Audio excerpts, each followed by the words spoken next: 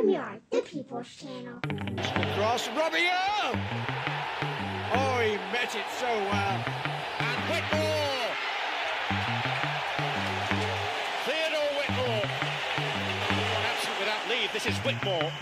Hall and Gale both available, it's still Whitmore. And it's now 2-0. Greetings football from Yard Massive, and welcome back. The Reggae Boyz travelled to Spain and encountered a 6-0 demolition courtesy of host team Catalonia. A hat-trick from Gerard Deulofeu, along with goals from Marc Bartra, Ferran Chugla and Javi Puado, secured the commanding victory for the host team. The gap in quality between Catalonia and the Reggae Boyz was certainly on display during the encounter. Paul Hall's 20-man squad for the match included a number of first-time call-ups in addition to younger players that have been part of the squad in recent years. Top Arsenal prospect Omari Hutchinson, Peterborough striker Johnson Clark-Harris, young Swansea City defender Joel Latibeaudiere, Wigan Athletic veteran Jordan Cousins, and Danish-based goalkeeper Corey Adai were some of the new additions.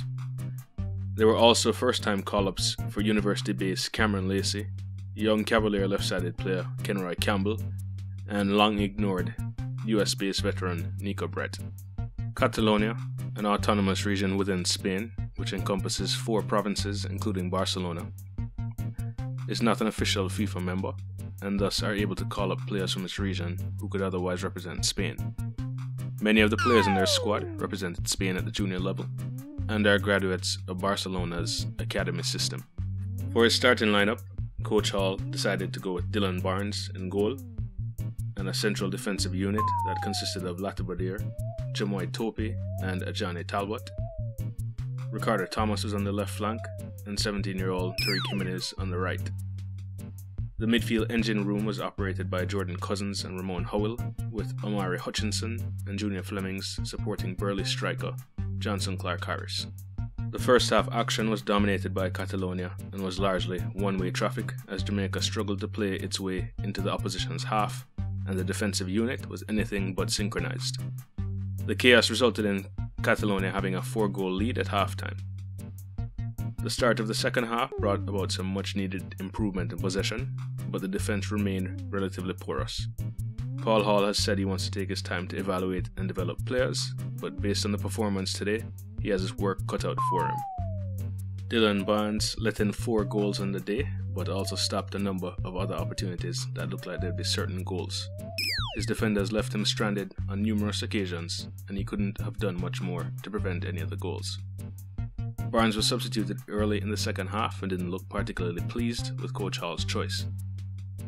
Despite the scoreline, he's made a strong case for his inclusion in the squad going forward. He gets a score of 8. Joel Latibeaudiere was mostly solid in possession, but looked suspect on the defensive side.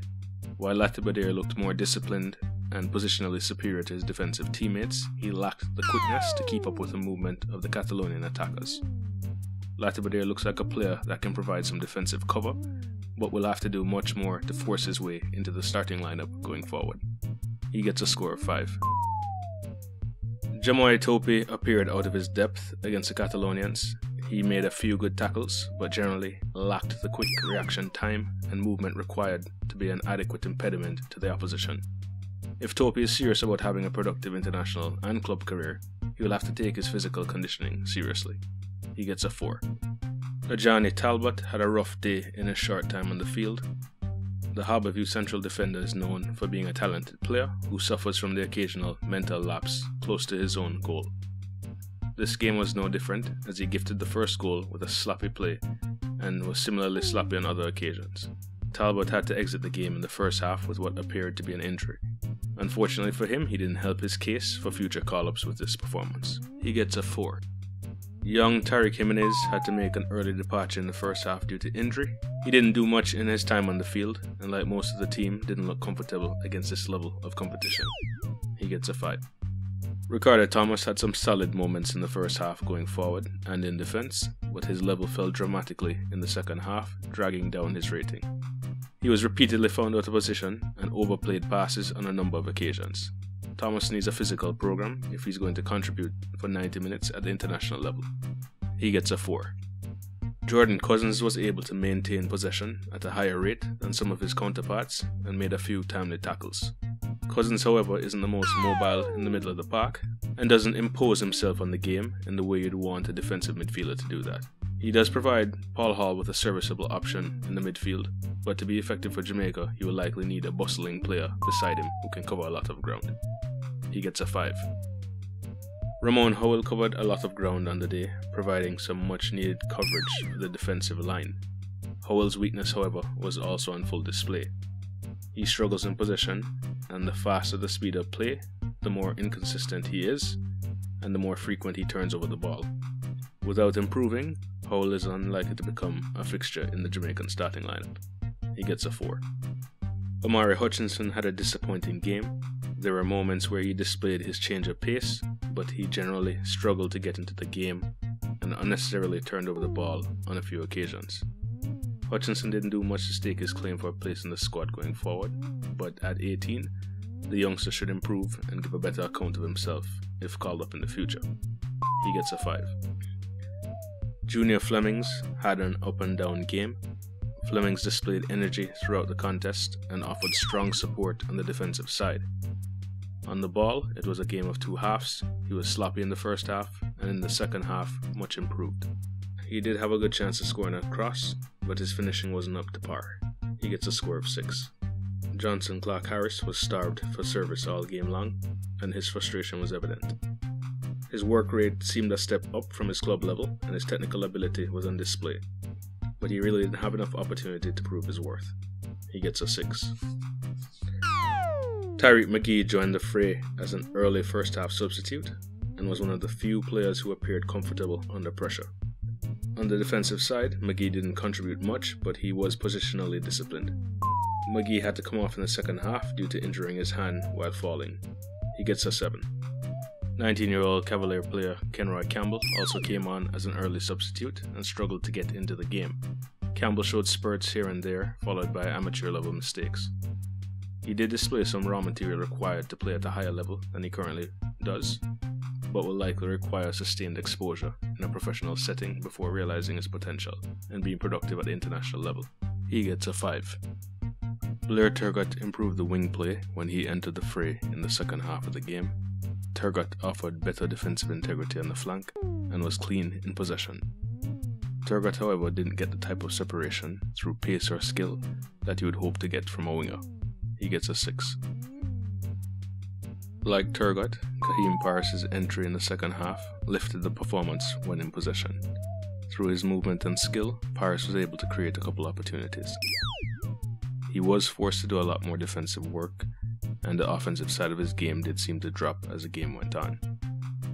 Paris offers a different dimension to the attack with his technical ability, and would certainly be an asset for the team going forward. He gets a 6. Corey Adai saw some action when he came on the field for Dylan Barnes. Fortunately for him, he didn't face the same level of sustained onslaught that Barnes experienced. Adai looks a little hesitant in his movement and didn't get enough time to show whether he should be a good addition to the squad going forward. He gets a 5. Striker Nico Brett struggled to get into the game with lack of service. On the few occasions he did, he was able to maintain possession and looked like he could be dangerous going forward. He also showed a willingness to work on the defensive side and pressure the opponents in order to retain possession. He gets a 6. Akwasa Chung had a short stint on the field and created problems for Catalonia with his running through the channels.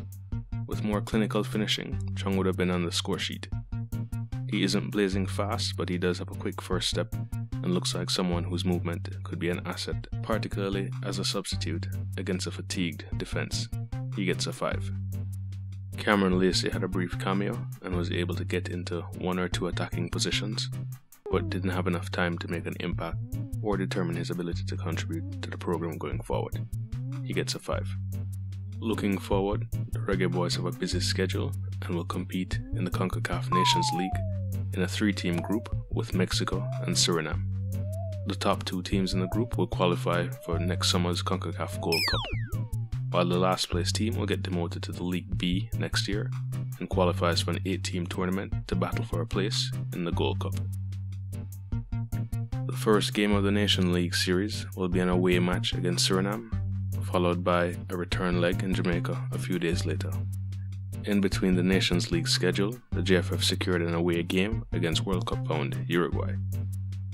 The boys will then return to Jamaica for the final game of the month against Mexico.